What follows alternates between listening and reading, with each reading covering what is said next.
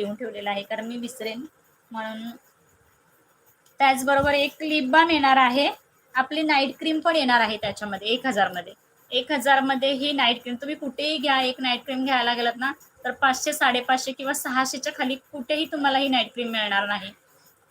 जे होलसेलमध्ये सुद्धा सेलिंग वगैरे करतात त्यांच्याकडे पण तुम्हाला एवढ्या प्राइसला नाही मिळणार.